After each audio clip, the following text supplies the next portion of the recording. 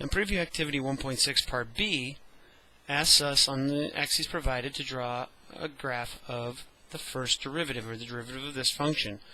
Well, whenever we're drawing the graph of the derivative, first thing to do is find any places where the derivative is 0. So we got a place here between 2 and 3 seconds.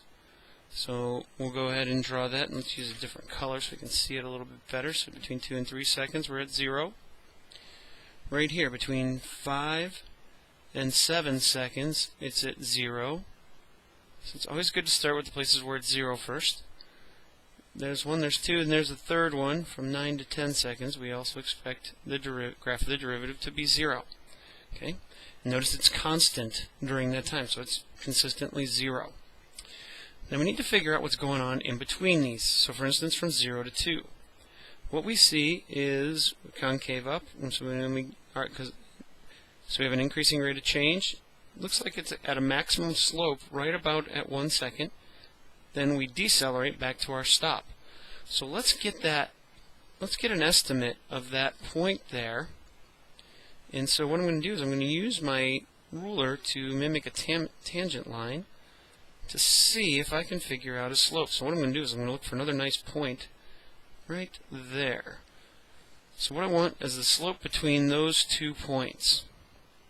And let's see.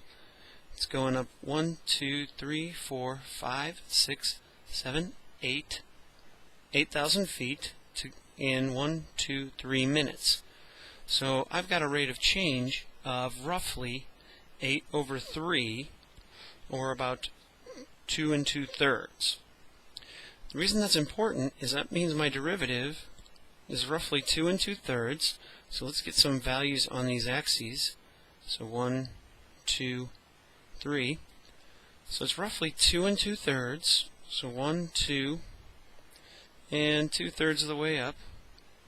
It's going to be where my derivative maxes out between 0 and 1. The other thing I notice is the curve is nice and smooth between 0 and 2.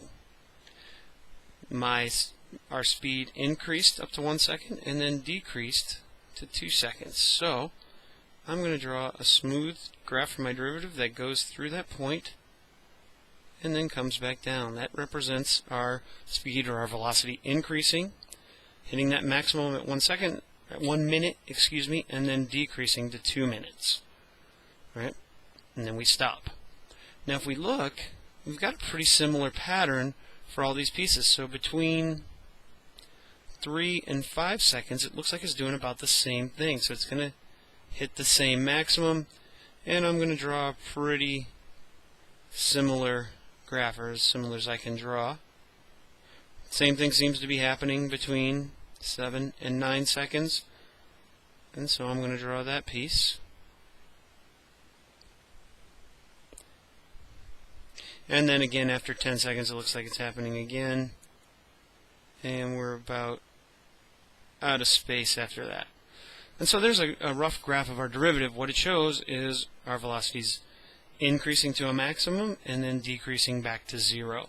So we're always moving forward because our derivative, or our velocity, is always positive, and that represents what's going on in the graph, or 0, which is the points at which we stopped.